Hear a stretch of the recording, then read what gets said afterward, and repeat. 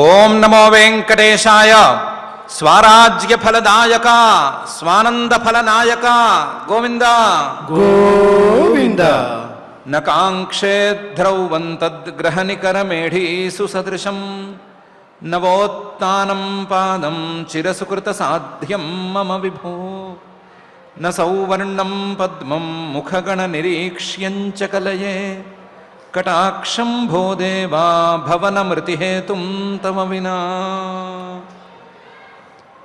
అని భూతభౌతిక ప్రపంచ నిర్మాత అఘటిత ఘటనాపటు మాయాధిష్ఠాత అయిన శ్రీనివాస పరమాత్ముని కటాక్షాలను ప్రసాదించవలసిందిగా ప్రార్థించుకుంటూ శ్రీశుకుల వారు ఉపదేశం చేసిన శ్రీమద్భాగవతం యొక్క అధ్యయన కార్యక్రమాన్ని మనం ప్రారంభించుకుందాము. ప్రారంభంలో యథాప్రకారం ఆచార్యుల వారితో కలిసి ప్రార్థనా శ్లోకాలను పఠించుకుని మంగళాచరణం చేసుకుందాం. శ్రీ గురు ప్రార్థనా. గురుర్బ్రహ్మా గురుర్విష్ణు గురుర్దేవో మహేశ్వరః గురుః సాక్షాత్ పరం బ్రహ్మ తస్మై శ్రీ గురవే నమః. శ్రీనివాస ప్రార్థనా. పుష్పమాలానుషక్తాయ పుష్పహాసాయ కుర్మహే పుష్పం హృదర్పయిత్వా తు శ్రీనివాసాయ తే నమః. అథ సంకల్పః. శ్రీమదాదివరాహ క్షేత్రే విరాజమానస్య నిత్యశుద్ధ బుద్ధ ముక్త స్వభావస్య లీలాగృహీత విగ్రహస్య శ్రీ పద్మావతి జానేః అనుగ్రహేణ అస్మాకం సర్వేషాం బుద్ధిశుద్ధ్యర్థం విద్యాభివృద్ధ్యర్థం భక్తి జ్ఞాన వైరాగ్యాది తదనుకూల సర్వసంపత్ సమృద్ధ్యర్థం శ్రీ పరమేశ్వర ప్రీత్యర్థం శ్రీమద్భాగవత పాఠం కరిష్యామహే. అస్య శ్రీమద్భాగవత స్తోత్ర మహామంత్రస్య నారద ఋషిః బృహతి ఛందః శ్రీకృష్ణః పరమాత్మా దేవతా బ్రహ్మ బీజం భక్తిశక్తిః జ్ఞానవైరాగ్యే కీలకం అస్మాకం శ్రీమద్భగవత్ప్రసాద సిద్ధ్యర్థే పాఠే వినియోగః. ధ్యానం నారాయణాదృతవరార్భక నిశ్చయాఢ్యాం తారాపథ ధ్రువపదాప్తి విధానయుక్తాం మిత్రాసుతాప్తసుతకీర సుభాషితాఢ్యాం గాథామిమాం శృణుత భాగవతాతిరక్తాం. శ్రీ గురుభ్యో నమః. స్వామి అంతర్ధానమైన తరువాత ధ్రువుడు తనలో తాను వాపోయాడు. స్వామి మోక్షాన్నే ప్రసాదించగలిగి ఉండగా ఆయన్ని అది అడగలేకపోయాను కదా అని బాధపడ్డాడు. చివరికి స్వరాజ్యం యచ్చతో మౌఢ్యాన్ మానోమే భిక్షితోపత ఈశ్వరాత్ క్షీణపుణ్యేన ఫలీకారా నివాధన అని డబ్బు లేనివాడు ఇవ్వగలిగిన వాడి దగ్గరికి వెళ్ళి తౌడు లేకపోతే ఊక అడిగినట్లుగా స్వరాజ్యం స్వానంద స్థితినే ఇవ్వగలిగినటువంటి ఆ స్వామిని గౌరవం అనే దాన్ని అడిగాను, చాలా మూఢుణ్ణి నేను అని బాధపడ్డాడు. బాధపడుతూ ఉండేటువంటి ఆ ధ్రువుడి పరిస్థితిని మైత్రేయ ఉవాచ. అతను బాధపడటం అనేది సబబు. ఎందుకంటే అతనికి ఇంకా స్వామి పాదారవిందం మీద భక్తి అనేది సరిగ్గా కుదరలేదు. కుదిరి ఉంటే గనక ఇలా బాధపడవలసిన అవసరం వచ్చుండేది కాదు. నవై ముకుందస్య పదారవిందయో రజోజుషస్తాత భవాదృశా జనా వాంఛంతి తద్దాస్య మృతేర్థమాత్మన యదృచ్ఛయా లబ్ధమనస్సమృద్ధయ అనే తీరులో ఉండి ఉండేవాడు అని మైత్రేయ మహర్షి గారు చెప్తున్నారు. తాత, ఓ విదురా, భవాదృశాహ నీలాంటి వాళ్ళు అయ్యుంటే, ఆ దశలో గనక నీలాంటి వాడు విజ్ఞుడు ఉండి ఉంటే ఇలా జరిగి ఉండేది కాదు. ఎందుకంటే నీలాంటి వాళ్ళు భవాదృశాహ ముకుంద పదారవిందయో రజోజుష, ఆ ముకుందుడి యొక్క పాదారవిందాల దగ్గర ఉండేటువంటి పుప్పొడిని కావాలి అని కోరుకుంటూ ఉంటారు. రజోజుష నీలాంటి వాళ్ళు జనాహ, నీలాంటి జనులు, భక్తులు, నిజమైన భక్తులు వాంఛంతి తద్దాస్యం, ఆ పరమాత్మ యొక్క దాస్యాన్ని మాత్రమే కోరుకుంటూ ఉంటారు.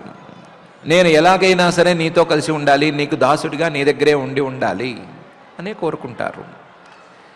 ఋతే అర్థం, పొరపాటున కూడా తన యొక్క ప్రయోజనాన్ని దేన్ని కోరుకోరు. నాకు అది కావాలి ఇది కావాలి అని కోరుకోరు. ఋతేర్థమాత్మన, ఎందుకంటే వాళ్ళు యదృచ్ఛయా లబ్ధమనస్సమృద్ధయ, యదృచ్ఛయ తనంతట తాను ఏదైనా ఒకటి వస్తే దాంతోనే సంతోషపడిపోతారు. లబ్ధమనస్సమృద్ధయ, మనస్సుకు సమృద్ధి అనేది కొత్తగా ఏదో రావాలి, దాని ద్వారా కలగాలి అని అనుకోరు. దేని వలన కావాలంటే దాని వలన వాళ్ళు ఆనందపడిపోతారు. వాళ్ళని అవమానం చేసినా ఎవరైనా సరే, పోన్లే నన్ను అవమానం చేసి వాడు సంతోషపడుతున్నాడు, ఈ రకంగానైనా సరే వాడి సంతోషానికి నేను కారణంగా ఉన్నాను అని సంతోషపడిపోతారు. ఎవరైనా గౌరవించినా సరే వాడు ఎంత మంచివాడు, అందరినీ గౌరవిస్తున్నాడు అని సంతోషపడిపోతారు.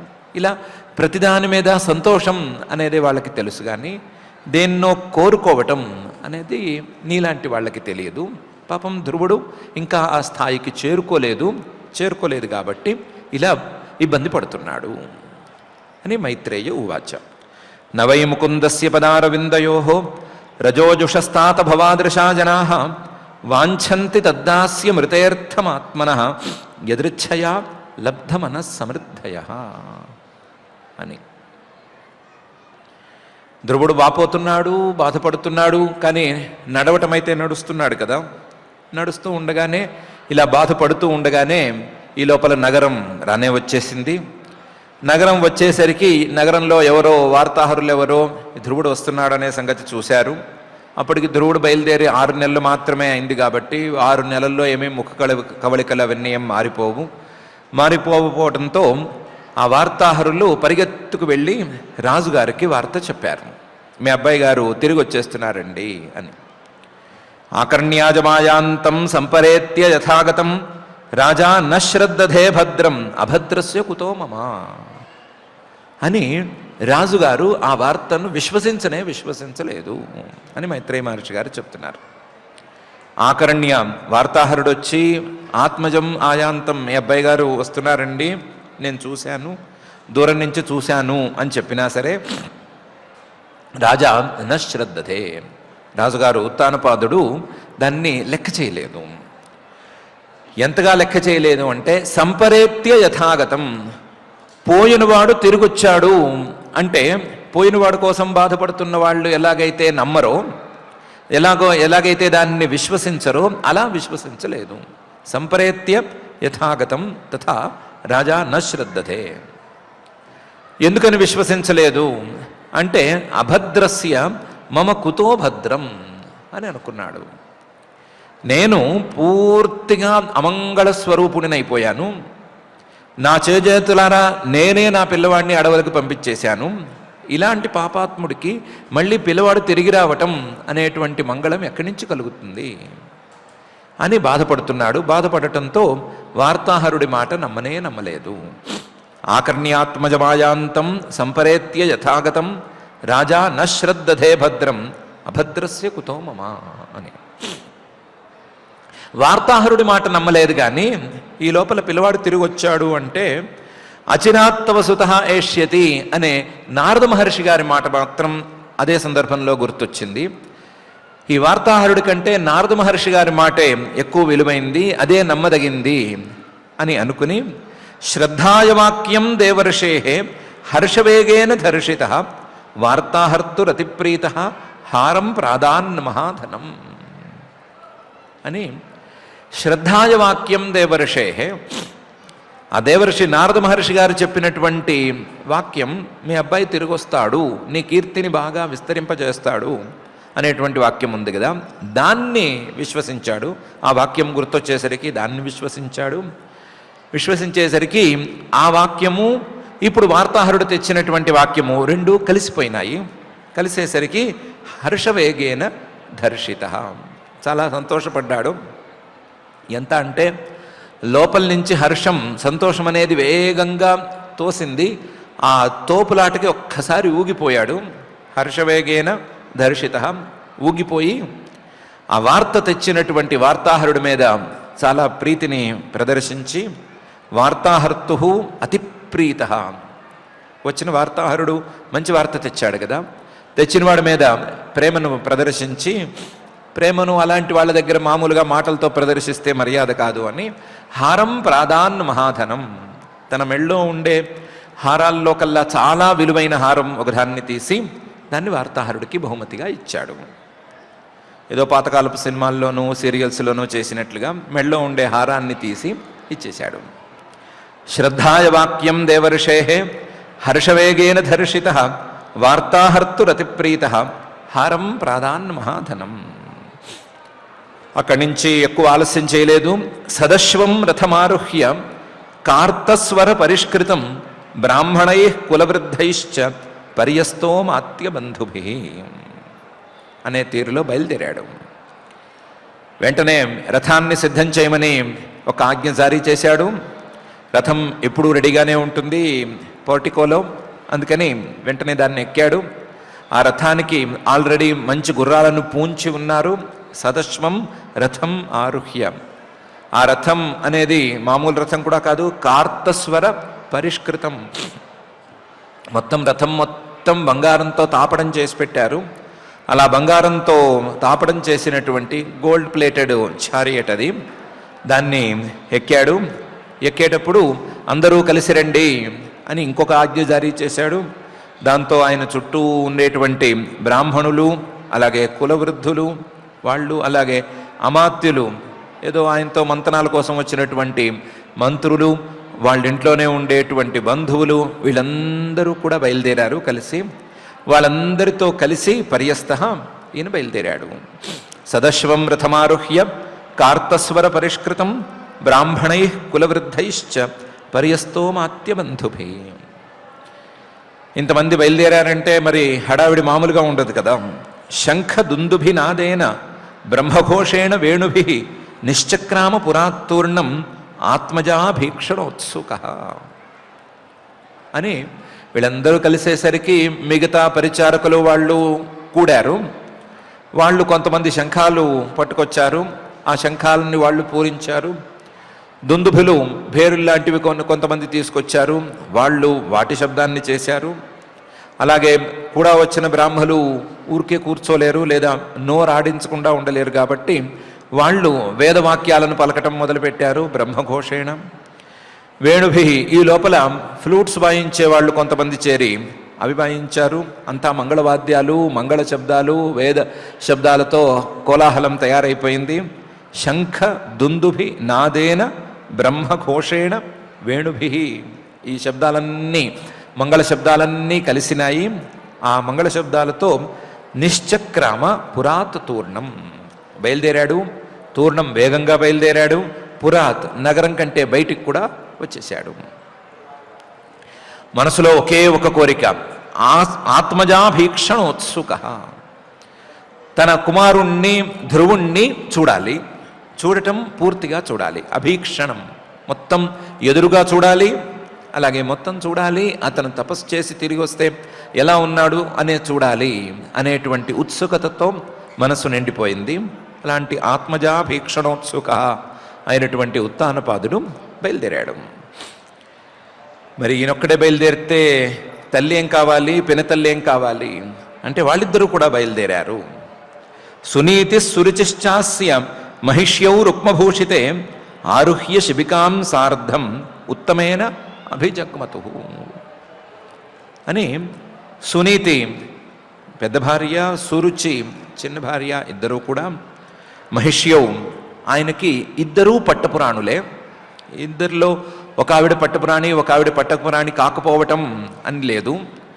సునీతి సురుచిశ్చాస్య మహిష్యౌ వీళ్ళిద్దరూ కూడా ఒకే పల్లకి ఎక్కారు. ఆ పల్లకి ఎలా ఉంది? రుక్మభూషితే, బంగారంతో తాపడం చేసినటువంటి పల్లకిగా ఉంది.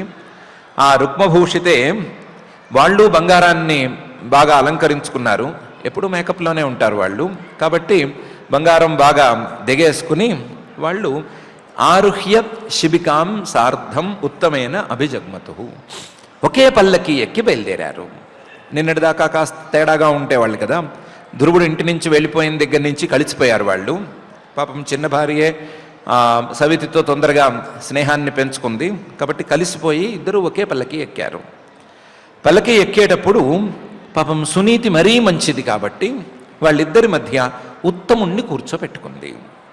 ఆరుహ్య శిబికాం సార్ధం ఉత్తమేన అభిజగ్మతు ఉత్తముడు ఇంకో రాణి పిల్లవాడు అతన్ని మధ్యలో కూర్చోబెట్టుకుని సునీతి సురుచి అనేటువంటి ఉత్తానపాదుడి ఇద్దరి భార్యలు కూడా పల్లకి ఎక్కి బయలుదేరారు.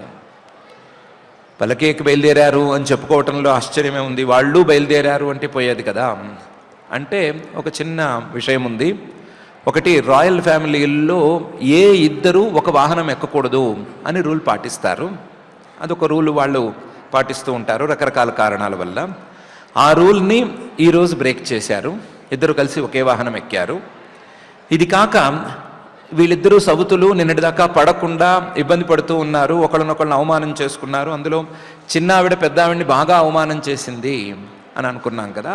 ఇప్పుడు అది లేదు, ఇద్దరూ స్నేహంగా ఉన్నారు, బాగా దగ్గరైపోయారు అని కూడా చెప్పటానికి ఇద్దరూ కలిసి ఒకే పల్లకి ఎక్కి బయలుదేరారు అని ప్రత్యేకించి చెప్తున్నారు. అందులోనూ సునీతికి ఉత్తముడి మీద కొంచెం కూడా తేడా అభిప్రాయం లేదు అని చెప్పటానికి అతన్ని మధ్యలో పెట్టుకున్నారు అని కూడా ప్రత్యేకించి చెప్పుకుంటున్నారు. అందరూ కలిసి బయలుదేరారు. ఆడవాళ్ళు, మగవాళ్ళు, బ్రాహ్మలు, పండితులు అందరూ కలిసి బయలుదేరారు.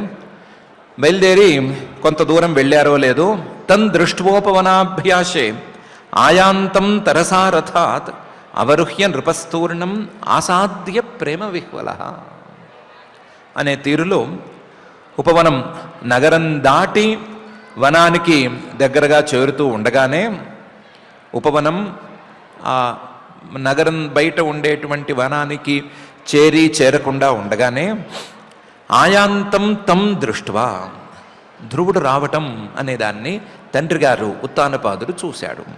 తం దృష్ట్వా ఉపవనాభ్యాసే ఉపవనానికి దగ్గరగా ఆయాంతం పిల్లవాడు రావటం చూసి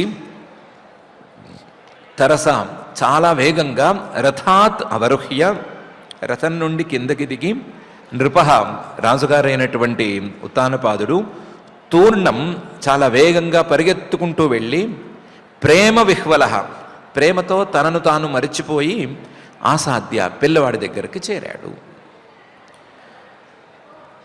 ఇదే పిల్లవాడు తన ఒడిలో కూర్చోవడానికి వస్తే సవితి తల్లి తోసేస్తే కాదు కూడదు అనుకుంటా కిమ్మనకుండా కూర్చునున్నవాడినా ఈరోజు పిల్లవాడు వస్తున్నాడు అని తెలియంగానే తాను రాజయ్యి ఉండి కూడా రాజులకు ఉండేటువంటి కొన్ని ప్రోటోకాల్స్ని వాటిని లెక్క చేయకుండా తనకంటే తక్కువ స్థాయి వాళ్ళు వస్తున్నప్పుడు తాను వాహనం దిగకూడదు అనేటువంటి రూల్స్ని పట్టించుకోకుండా దిగి రథం దిగి ముందు తాను వెళ్ళకూడదు వాళ్ళని రానివ్వాలి అనేటువంటి రూల్ని కూడా బ్రేక్ చేసేసి కొడుకు దగ్గరికి పరిగెత్తుకుంటూ వెళ్ళాడు.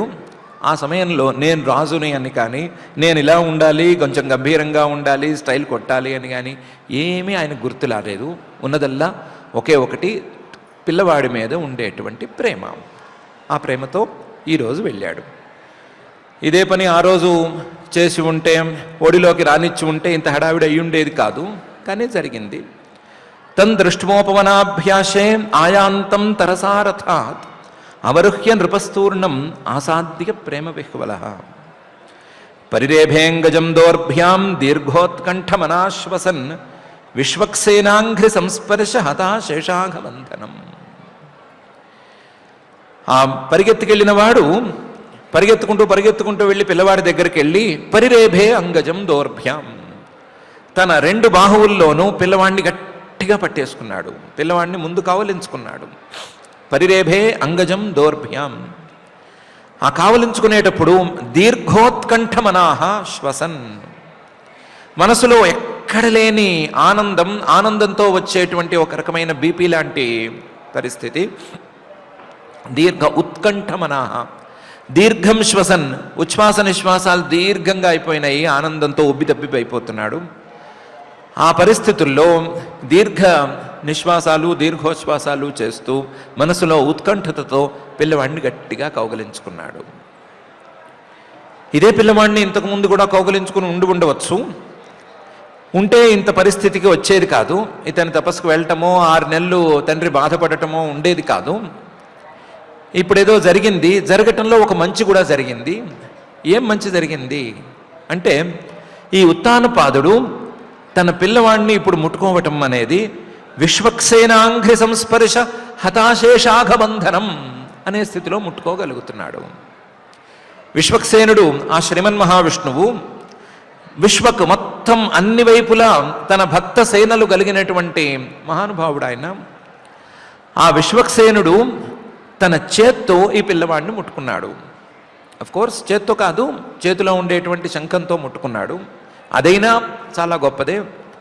ఆ అంఘ్రి సంస్పర్శం, విశ్వక్సేనుడి యొక్క చేయి తగలటం అనేది, ఆయన చేతిలో ఉండేటువంటి శంఖం తగలటం అనేది చిన్నపాటి పుణ్యం కాదు, చాలా పెద్ద పుణ్యం. దానివల్ల ఆ సంస్పర్శ వలన హతాశేషాఘబంధనం, ఈ పిల్లవాడిలో ఉండేటువంటి పాపాలన్నీ కూడా తొలగిపోయి ఉన్నాయి. ఈ పిల్లవాడిలో ఏమైనా అజ్ఞాన బంధాలు ఏమైనా ఉంటే అవన్నీ కూడా దూరం అయిపోయినాయి. అలాంటి పరిస్థితుల్లో వచ్చినటువంటి పిల్లవాడిని ముట్టుకోగలిగాడు, పిల్లవాడిని కావలించుకోగలిగాడు. ఇంతకుముందు కావలించుకుని ఉంటే పిల్లవాడిని కావలించుకున్నట్టు అయ్యేది. ఇప్పుడు కావలించుకున్నాడు కాబట్టి విశ్వక్సేనాంఘ్రి సంస్పర్శ హతాశేషాఘబంధనం అనే తీరులో జరిగింది. అందులోనూ ఈ పిల్లవాడు చాలా భక్తిగా ఆ విశ్వక్సేనుడి యొక్క పాదాలను గట్టిగా పట్టుకున్నాడు. విశ్వక్సేనుడి పాదాలు, ఆ శ్రీమన్ మహావిష్ణువు పాదాలను పట్టుకోవటం అనేది ఇంకోళ్ళ వల్ల అయ్యే పనే కాదు.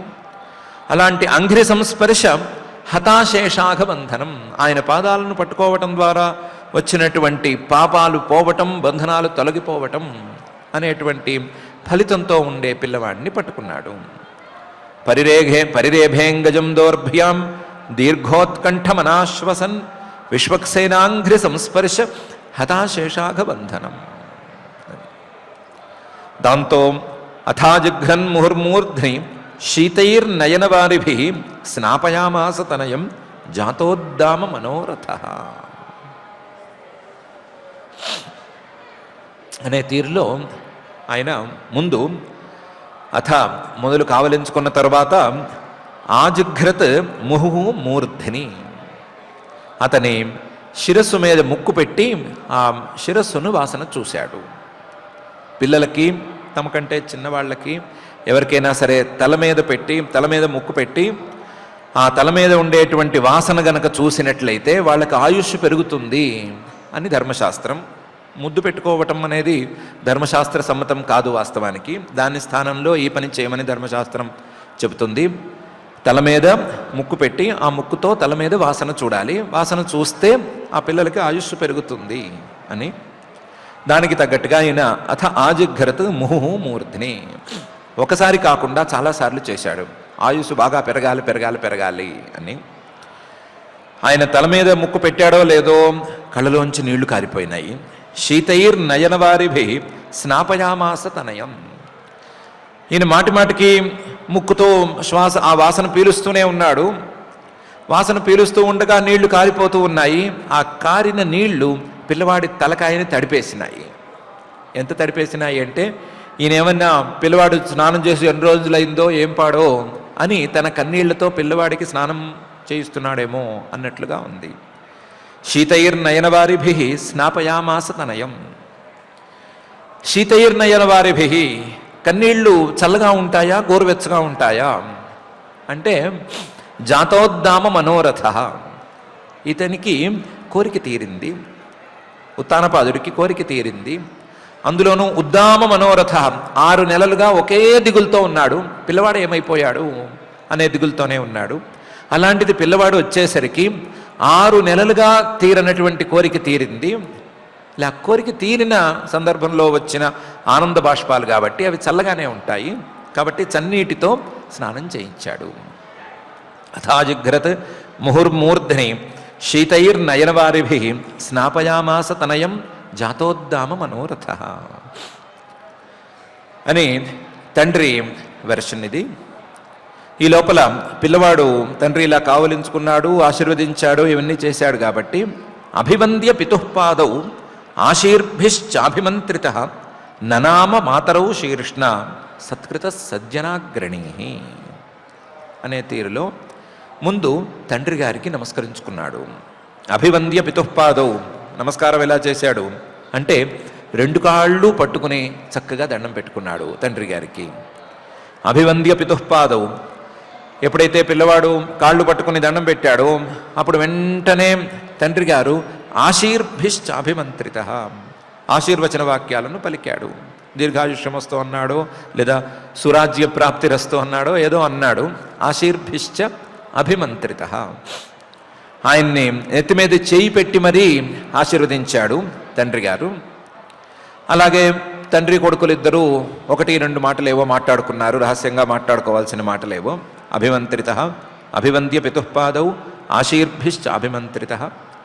తండ్రి గారికి దండం పెట్టిన తర్వాత ధర్మశాస్త్ర నియమం ప్రకారం తండ్రికి దండం పెట్టి తల్లికి దండం పెట్టాలి అనేటువంటి నియమంతో ననామ మాతరౌ శీర్ష్ణ, తల్లులిద్దరి దగ్గరికి వెళ్ళాడు. సునీతి సురుచి అనే 2 తల్లుల దగ్గరికి వెళ్ళాడు. వెళ్ళి ఇద్దరికి తల వంచి చక్కగా దండం పెట్టాడు. ననామ మాతరౌ శీర్ష్ణ. మరి తల్లులిద్దరికీ దండం ఎలా పెట్టగలిగాడు? ఒక తల్లికే కదా దండం పెట్టాలి, తన తల్లికే దండం పెట్టాలి. సవితి తల్లి మీద కాస్తో కూస్తో కోపం ఉండాలి కదా ఇతనికి. అంటే లేదు, సత్కృత సజ్జనాగ్రణీ, ఇతను మంచి వాళ్ళలో కల్లా చాలా శ్రేష్ఠుడు, మంచి పిల్లవాడు.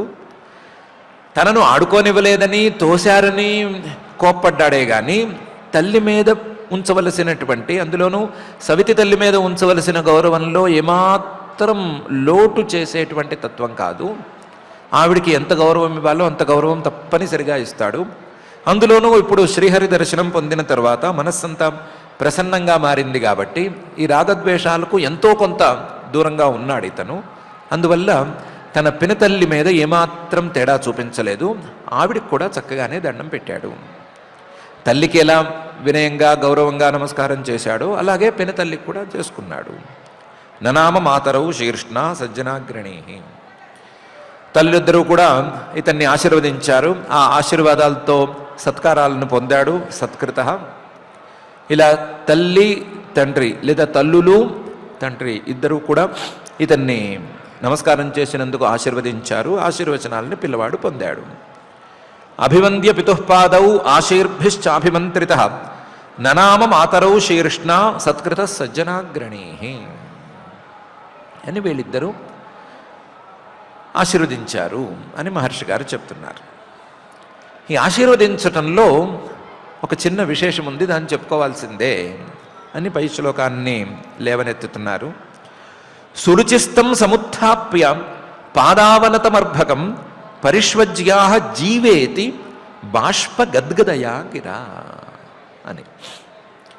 సురుచి పినతల్లి, ఆవిడ సురుచి తం సముత్థాప్య పాదావనతమర్భకం. ఈ పిల్లవాడు తన పాదాల మీద తల ఆంచి దండం పెడుతుంటే పాదావనతం అర్భకం సముత్థాప్య లేవనెత్తి పరిష్వజ్య గట్టిగా కావలించుకుని ఆహా ఓ మాట అంది, ఒకే ఒక మాట అంది. ఏమంది అంటే జీవా అని అంది. కలకాలం చక్కగా బతుకునాయన ఆయుష్మాన్ భవ అని అంది. అనేటప్పుడు బాష్ప గద్గదయా గిరా, ఆవిడికి కళ్ళలోంచి నీళ్ళు వచ్చినాయి, అలాగే గొంతు ఇటు అటు కదిలిపోయింది. అలా గొంతు కదిలిపోతూ ఉంటే బాష్ప గద్గదంగా మారిపోతే గొంతు, ఆ గద్గదమైనటువంటి వాక్యంతో గిరా మాటతో జీవా అని మాత్రం అంది. ఎందుకంది అంటే ఇంతకుముందు ఇతను అడవికి వెళ్ళకముందు, తపస్సుకు వెళ్ళకముందు, నీకు పుణ్యం లేదు, నీకు అదృష్టం లేదు, నీకు అదృష్టం ఉంటే నా కడుపున పుట్టి ఉండేవాడివి, ఇప్పటికైనా సరే తపస్సు చేసుకో, నా కడుపున పుట్టుదు గానివి అని అంది కదా. అందులో చిన్నపాటి అమంగళ వాక్యం ఉంది కదా. ఆ అమంగళ వాక్యం పలకటం తప్పు, అలా పలికి ఉండకూడదు, ఆ అమంగళాన్ని సరిచేయాలి అని అనుకుని మళ్ళీ ఆ అమంగళాన్ని మధ్యలో వచ్చేటువంటి అర్థాన్ని మార్చటానికి ఇప్పుడు జీవా అని పిలిచింది. సురుచిర్సం సముత్థాప్య పాదావనతమర్భకం పరిష్వజ్గా జీవేతి బాష్ప గద్గదయా గిరా అని సురుచి మంచిగా మారిపోయింది.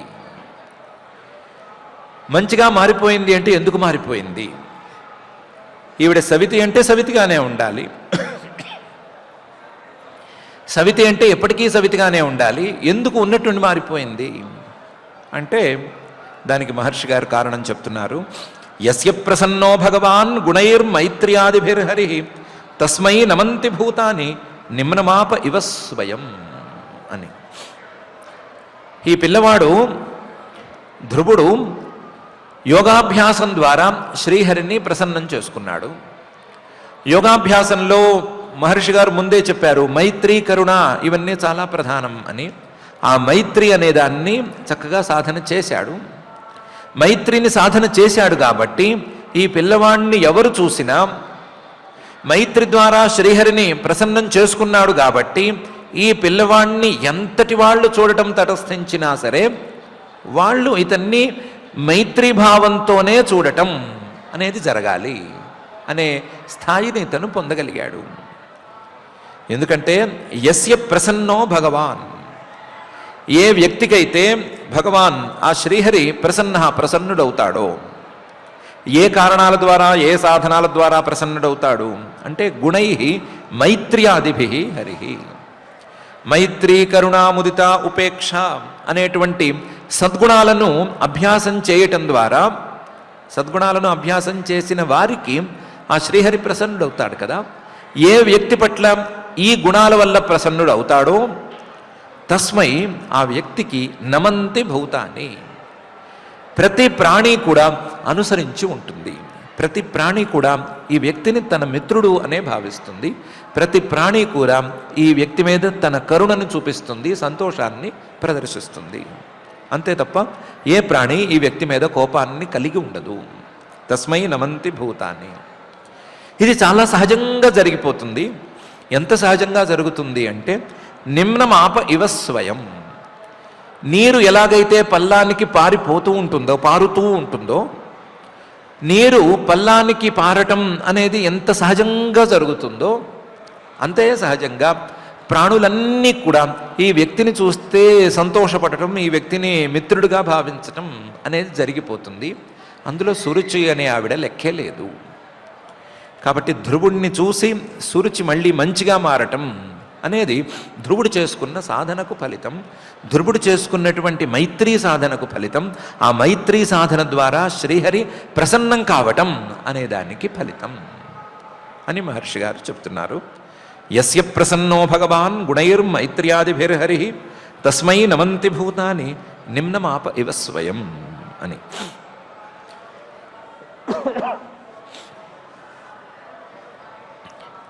సురుచి తర్వాత వాళ్ళ అబ్బాయి ఉత్తముడు వంతు వచ్చింది. అతను చిన్నపిల్లవాడే, 5-6 ఏళ్ల పిల్లవాడే, ఇతనికంటే చిన్నవాడు కూడాను ఇంకాను. ఉత్తమశ్చ ధ్రువశ్చ ఉభౌ అన్యోన్యం ప్రేమ విహ్వలౌ అంగసంగాదుత్పులకౌ అశ్రౌఘం ముహురూహతు అని వీళ్ళిద్దరూ కలిశారు. వీళ్ళిద్దరూ పాపం నిన్నటిదాకా ఆడుకున్న వాళ్ళే. వీళ్ళిద్దరి మధ్య వైరం లేదా అసూయ అలాంటివేమీ లేవు, చిన్నపిల్లలు కూడాను. అందువల్ల వీళ్ళిద్దరూ మళ్ళీ కలిసేసరికి ఉత్తమశ్చ ధ్రువశ్చ, ఉత్తముడు ధ్రువుడు వీళ్ళిద్దరూ కలిసేసరికి అన్యోన్యం ప్రేమ విహ్వలవు, సరే చూసుకున్నారు, చాలా రోజుల తర్వాత చూసుకున్నారు కదా. చూసుకునేసరికి ప్రేమ పొంగుకొచ్చింది. పొంగుకొచ్చి ఒకళ్ళనొకళ్ళు కావలించుకున్నారు. చిన్నపిల్లలు బాగా ఆడుకున్న పిల్లలు కలిస్తే ఎలా ఉంటారో అలాగే కలుసుకుని కావలించుకున్నారు. కావలించుకునేసరికి అంగసంగాత్ వాళ్ళిద్దరూ ఒకళ్ళనొకళ్ళు కావలించుకునేసరికి మిగతా వాళ్ళు కావలించుకున్నప్పుడు రాని ఒక విశేషమైన ఇది కూడా వచ్చింది. ఉత్పులకౌ, ఇద్దరికీ కూడా రోమాంచనం అనేది కలిగింది. ఉత్పులకౌ, ఉత్తముణ్ణి కావలించుకున్న తర్వాత ధ్రువుడికి కూడా కన్నీళ్ళు వచ్చినాయి.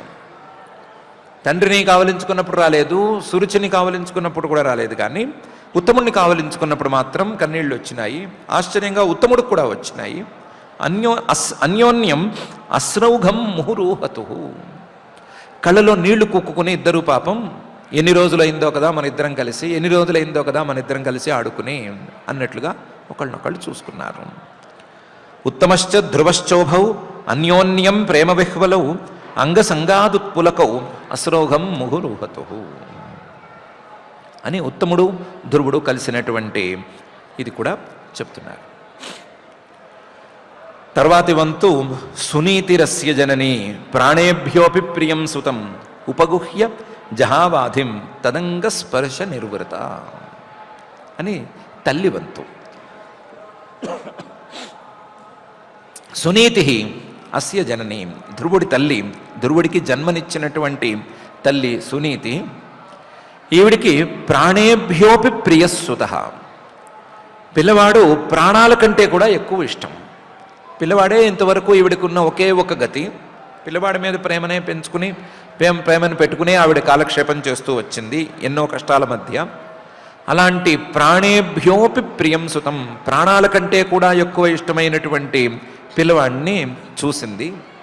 చూసిన తర్వాత ఉపగుహ్య, అతన్ని గట్టిగా కావలించుకుని తదంగ స్పర్శ నిర్వృత, ఆ పిల్లవాడు తనను స్పృశించిన తర్వాత, పిల్లవాడి శరీరాన్ని తాను స్పృశించిన తర్వాత ఒక్కసారి చల్లబడింది. అప్పుడు జహౌ ఆధిం, ఇంతకాలం పడ్డ మనోవేదనను విడిచిపెట్టుకోగలిగింది. ఎప్పుడు మనోవేదన ప్రారంభమైంది అంటే ధ్రువుడు వచ్చి ఏడుస్తున్నప్పుడు, ఎందుకు ఏడుస్తున్నాడు అని అడిగితే దాసీజనం ఇలా ఇతన్ని అవమానించారు అని చెప్పినప్పుడు మొదలైనటువంటి ఆది. ఈ పిల్లవాడు చెప్పా పెట్టకుండానో చెప్పు అడవులకు వెళ్ళిపోయినప్పుడు మొదలైనటువంటి మానసికమైనటువంటి బాధ, ఆ బాధ నుంచి ఇప్పుడు ఉపశమనం పొందగలిగింది. ఇప్పుడు జహౌ ఆధిం, ధ్రువుడు వచ్చాడు అనే వార్త విన్నప్పుడు పోలేదు, ధ్రువుణ్ణి దూరంగా చూసినప్పుడు పోలేదు, ఆ పిల్లవాడు ముట్టుకున్న తర్వాత, అతని స్పర్శ తగిలిన తరువాత మనోవేదనని విడిచిపెట్టుకోగలిగింది. సునీతిరస్య జనని ప్రాణేభ్యోపి ప్రియం సుతం ఉపగుహ్య జహావాధిం తదంగ స్పర్శ నిర్వృత. ఆవిడికైతే పరిస్థితి ఇంకా ఎక్కువ ప్రేమమయంగా మారిపోయింది. పయస్తనాభ్యాం సుస్రావ నేత్రజై సలిలై శివై తదాభిషిచ్యమానాభ్యాం వీర వీరసుభో ముహు అని ఆవిడ పిల్లవాడిని కావలించుకుంది. కావలించుకునేసరికి నేత్రజై సలిలై శుభై, కళ్ళలోంచి ఆనంద బాష్పాలు రాలుతున్నాయి. వాస్తవానికి కన్నీరు మంచిది కాదంటారు.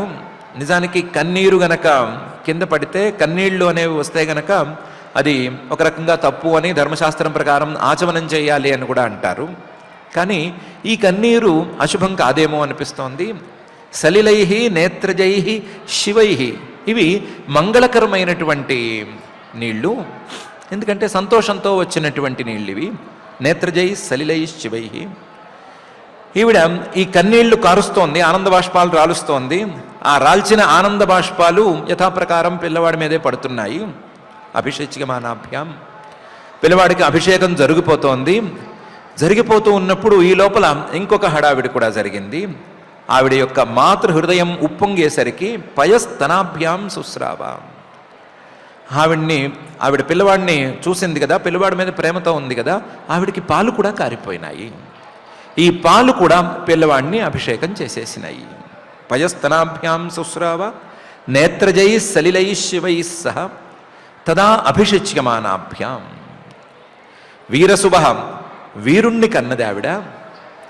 ఇంత మహావీరుడు, ధర్మవీరుడు ఆ ధ్రువుడు, అతన్ని కన్నందుకు తన జన్మ కూడా సార్థకమైంది అనుకుందో ఏమనుకుందో, పిల్లవాడిని చూసినటువంటి ఆనందంతో మగ్నమైపోయిందో, కన్నీళ్ళు పాలు రెండూ కారి ఆ రెండిటితోనూ పిల్లవాడిని అభిషేకేశం చేసింది అని వీరా అని విదురుణ్ణి సంబోధిస్తూ, నీ తల్లి కూడా ఇలాంటిదే, నీ తల్లి కూడా ఇంత ధన్యురాలే, నీ తల్లి ఎంత ధన్యురాలో ఈవిడ అంత ధన్యురాలు అని మహర్షి గారు చెప్తున్నారు.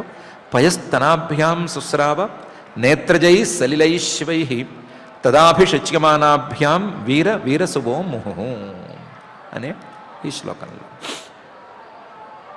సో ఈ సీన్ మొత్తం కూడా ఆనందమయంగా ఉంది. తల్లులిద్దరూ, తండ్రి, అలాగే తోబుట్టువు అందరూ కలిశారు. అందరూ కలిసినందుకు సంతోషంగానే ఉన్నారు. అంతా కూడా సంతోషమయమైనటువంటి వాతావరణం నెలకొంది అని మహర్షి గారు ఈ వృత్తాంతంలో చెప్తున్నారు. ఆ ఫ్యామిలీ బాగానే ఉంది, ఆ ఫ్యామిలీ బాగుంది అని తెలుసుకుంటే మనకేం వస్తుంది అనేది ఒక ప్రశ్న.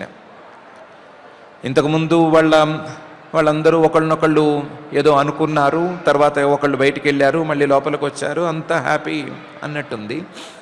కానీ ఇది వింటే మనకేం వస్తుంది అంటే, మనకు వచ్చేందుకే మహర్షి గారు ఒక మంచి మాట అట్టిపెట్టారు. యస్య ప్రసన్నో భగవాన్ గుణైర్మైత్ర్యాదిభిర్హరి తస్మై నమంతి భూతాని నిమ్నమాప ఇవ స్వయం అనేటువంటి వాక్యం. ధ్రువుడు వాళ్ళ ఫ్యామిలీ మెంబర్స్ ఏం చేశారనేది కాదు, ధ్రువుడి పట్ల నిన్నటిదాకా కాస్త తేడాగా ఉన్నవాళ్ళు ఈరోజు మంచిగా ఎలా మారారు అనేది ప్రధానమైన విషయం. దానికి కారణం మైత్ర్యాది గుణ సాధన అనేది. ఆ మైత్ర్యాది గుణ సాధనతో ఎవరిని చూసినా స్నేహంగా ఉండటం, ఎవరి మీదైనా సరే మైత్రీ భావాన్ని కలిగి ఉండటం, కరుణ, సంతోషం లాంటి మంచి భావాలతో పరమాత్మను ప్రసన్నం చేసుకోవటం అనేదే దీనికి కారణం. ఈ కారణం గనక ఎవరైనా సాధించినట్లయితే తస్మై నమంతి భూతాని, వాళ్ళకి అందరూ కూడా అనుకూలంగా మారుతారు, అందరూ పాజిటివ్గానే వాళ్ళ పట్ల వ్యవహరిస్తారు అని మహర్షి గారు చెప్తున్నారు.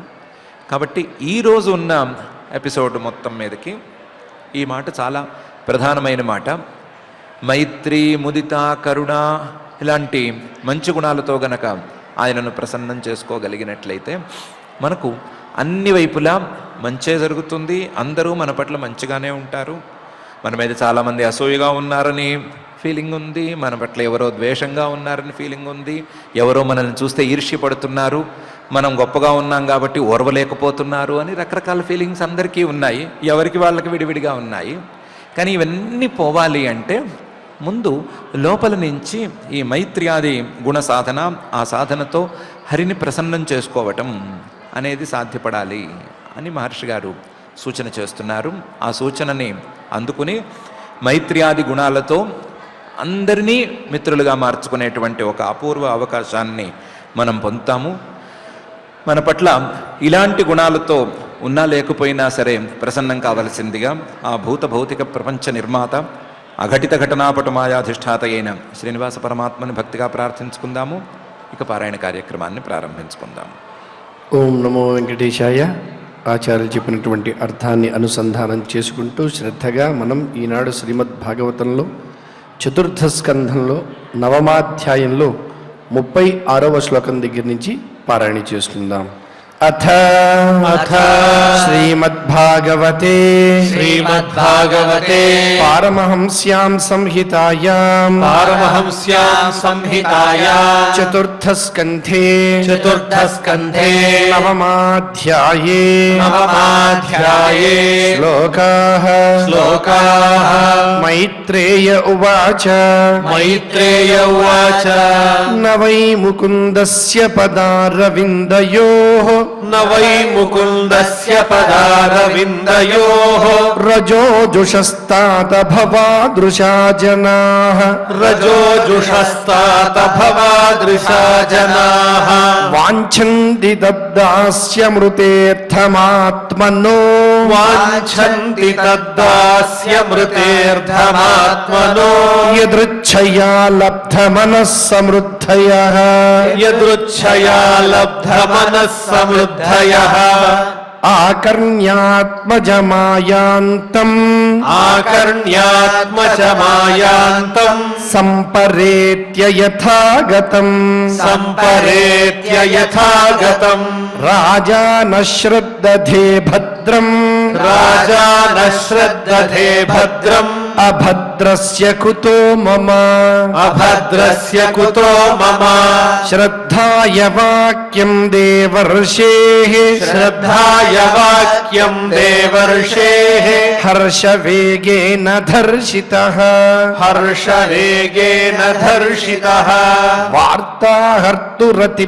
ప్రీతో వార్తాహర్తురతి ప్రీతో హారం ప్రాదాన్మహాధనం హారం ప్రాదాన్మహాధనం సదశ్వం రథమారుహ్య సదశ్వం రథమారుహ్య కార్తస్వర పరిష్కృతం కార్తస్వర పరిష్కృతం బ్రాహ్మణైః కులవృద్ధైశ్చ బ్రాహ్మణైః కులవృద్ధైశ్చ పర్యస్తోమాత్యబంధుభిః పర్యస్తోమాత్యబంధుభిః శంఖదుందుభినాదేన శంఖదుందుభినాదేన బ్రహ్మఘోషేణ వేణుభిః బ్రహ్మఘోషేణ వేణుభిః నిశ్చక్రామపురాత్తూర్ణం నిశ్చక్రామపురాత్తూర్ణం ఆత్మజాభీక్షణోత్సుకః ఆత్మజాభీక్షణోత్సుకః సునీతిః సురుచిశ్చాస్య సునీతిః సురుచిశ్చాస్య మహిష్యౌ రుక్మభూషితే మహిష్యౌ రుక్మభూషితే ఆరుహ్య శిబికాం సార్థం ఆరుహ్య శిబికాం సార్థం ఉత్తమేనాభిజగ్మతుః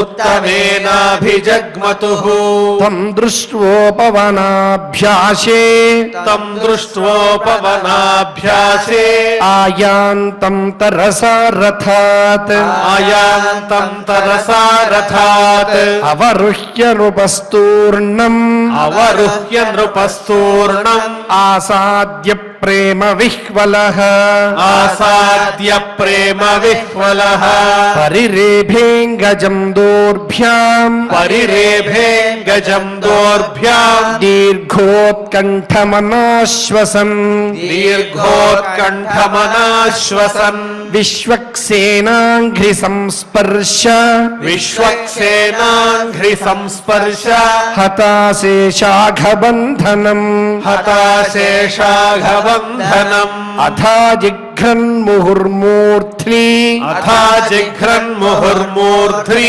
శీతైర్నయనవారిభిః శీతైర్నయనవారిభిః స్నాపయామాస తనయం స్నాపయామాస తనయం జాతోద్దామ మనోరథః జాతోద్దామ మనోరథః అభివంద్య పితుః పాదౌ అభివంద్య పితుః పాదౌ ఆశీర్భిశ్చాభిమంత్రితః ఆశీర్భిశ్చాభిమంత్రితః ననామ మాతరౌ శీర్ష్ణ ననామ మాతరౌ శీర్ష్ణ సత్కృతః సజ్జనాగ్రణీః సత్కృతః సజ్జనాగ్రణీః ఇతి ఇతి శ్రీమద్భాగవతే శ్రీమద్భాగవతే పారమహంస్యాం సంహితాయాం పారమహంస్యాం సంహితాయాం చతుర్థస్కంధే చతుర్థస్కంధే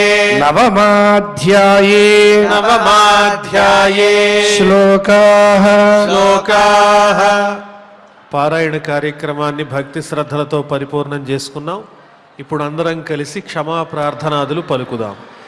యదక్షరపదభ్రష్టం మాత్రాహీనం చ యద్భవేత్ తత్సర్వం క్షమ్యతాం దేవ నారాయణ నమోస్తుతే. అథ భగవత్సమర్పణం కాయేన వాచా మనసేంద్రియైర్వా बुद्ध्यात्मना वा प्रकृते स्वभावात् करोमि यद्यत् सकलं परस्मै नारायणायेति समर्पयामि। अथ लोकक्षेम प्रार्थना। सर्वे भवन्तु सुखिनः सर्वे सन्तु निरामयाः सर्वे भद्राणि पश्यन्तु मा कश्चित् दुःखभाग् भवेत्। अथ मङ्गलम् श्रियःकान्ताय कल्याणनिधये निधयेऽर्थिनाम् श्रीवेङ्कटनिवासाय श्रीनिवासाय मङ्गलम्।